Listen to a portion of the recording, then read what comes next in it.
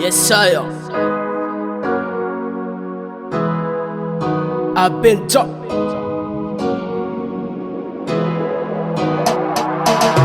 Leta taravatan va sisam tikaruan. Lefa sambanana tenau mandragizay. Le alinu nauva fatina tau tikaruan. Le nuravano tuki pakanizay. Anande anangu fa plasyani lahap. Lefa sauna bitung fitiava ihanama.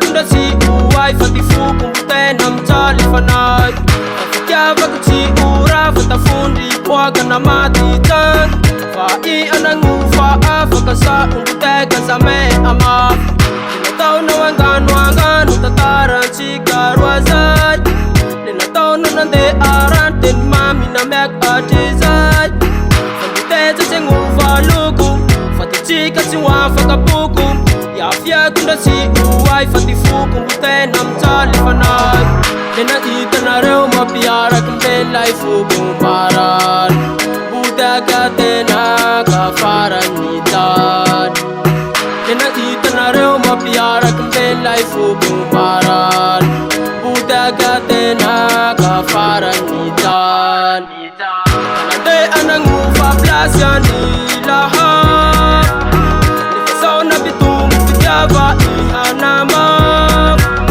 Nakisandu te avozok Natau na weksa zok Surava fitiava kufati fuku fenono Lena ita na reo mapiara kumbelai fuku maran Buda katena kafaran nitan Lena ita na reo mapiara kumbelai fuku maran Buda katena kafaran nitan Linatau na wanganu tataran chikarwa zai Linatau na nande aran ten mami na mek atizai Fambuteza chengu falugu Fati chika chiwa fakapuku Yafia gunda si uai fati fuku tenam chali fanai Afikia vakuchi ura fata fundi Pwaga na mati tan Fai anangu faa fakasa unguteka zame ama Afikia vakuchi ura fata fundi Pwaga na mati tan